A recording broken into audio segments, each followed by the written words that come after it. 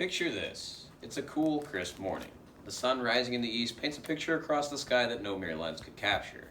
Walking across the field of Milo creates a slight, refreshing breeze, and you've never felt more at peace. Then, the sound of a pheasant flushing startles you. You hear the call of rooster, and the entire world slows. A few seconds seem to be eternity as you shoulder your gun while tracking the bird. You hear the small click of your safety retreating, and then the blast of your gun. The rooster falls, your dog grabs him and brings him back to you. All of this happens in less than a few seconds, yet I wouldn't trade those seconds for anything in the world. Hunting is as old as the human race itself, predators from the beginning of time, and while hunting may be a matter of tradition for many people, anyone can get started. If you are already a hunter, you know what I'm talking about. If you aren't, you should consider becoming one, because hunting develops the economy, helps to bring families together, and benefits the environment. Now let's take aim into how hunting develops the economy. $22.1 billion. That's the amount of money 14 million hunters nationwide generate annually, says the California Game and Parks Department in their article entitled The Economic Importance of Hunting, published March 6, 2016. Not only do hunters generate over $22 billion in revenue, they also create over 700,000 jobs nationwide. In an age where America is importing a large number of goods, hunting is a venture that provides many jobs within the U.S., as many hunting products are made in the USA. 700,000 jobs don't just appear out of nowhere. By purchasing a new firearm or hunting supplies, it helps to maintain demand, which in turn maintains and creates jobs. Hornady is just one ammunition company, among many others, such as Nosler, Winchester, Remington, Federal, and many more. By hunting and using shells, you contribute to the American economy by sending more money back into it and creating more jobs for the American people. Another way hunting supports the economy is through the cost of tags. Tags for out-of-state hunters provide much-needed financial support to conservation areas, which help maintain habitat for animals.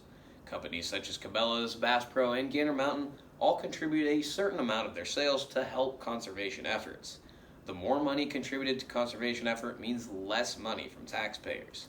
The guide aspect of hunting also contributes heavily into the economy. Step into the world of Craig, Colorado. This town of 12,000 is located high within the Rocky Mountains. Between the guiding business and the food processing stores, the economy in Craig runs solely on the annual elk hunts in the fall.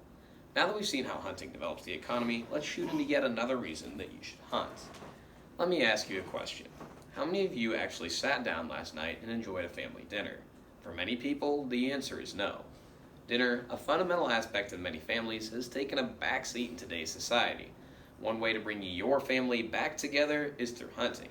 A morning duck hunt or an evening pheasant hunt can bring families together much better than a dinner scattered around the house.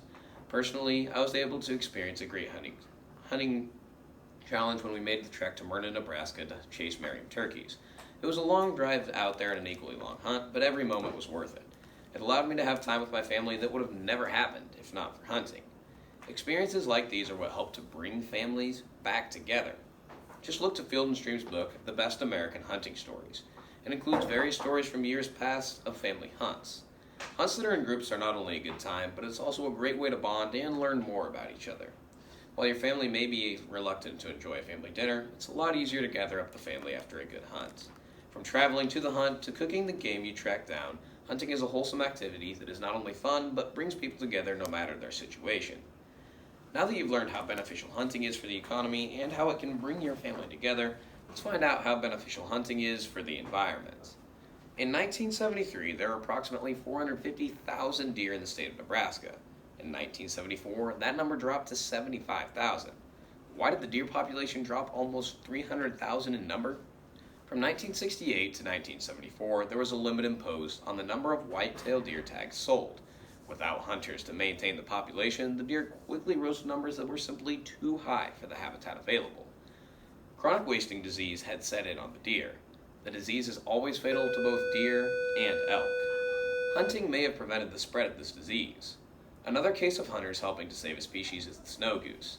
States across the U.S. and 3 provinces within Canada have opened up a conservation order on snow geese. According to Cornell University, a conservation order is a special management action that is needed to control certain wildlife populations when traditional management programs are unsuccessful in preventing the overabundance of the population. In simpler terms, states and provinces have allowed hunters to use electronic calls and extended magazines in order to lower the number of geese. Without the conservation order, millions of geese could die from avian cholera. These two species aren't the only ones benefited by hunters. Every species, even some that aren't open for being hunted, reap the benefits of what hunting does for the environment. Organizations such as Pheasants Forever, Ducks Unlimited, and the National Wild Turkey Federation, and hunters themselves provide a lion's share of funding for conservation, says the Rocky Mountain Elk Foundation. Public hunting grounds, national and state parks, and wildlife sanctuaries are all in much better position to effectively house wildlife because of these groups. For example, in 1901, only 41,000 elk remained in the lower 48 in just 2 states. Today, thanks to conservation efforts and support from hunters, over 1.1 million elk roam across the U.S., covering states from Nebraska to New Mexico. You can be a part of these efforts by starting to hunt. Now that you've seen all the reasons that you should hunt, let's wrap things up. Today, I've shown you 3 reasons that you should begin to hunt, even though the reasons are nearly infinite. You should hunt because hunting develops the economy, brings families together, and benefits the environment. We saw that hunting contributes over $22 billion to our economy, learned how hunting can bring your family together, and how much hunting benefits the economy, the environment. Now that you've seen these reasons, it's your turn. Take a step into that cool, crisp morning that no lens could capture. Hear the sweet sound of a pheasant flushing, and fire into the hunt.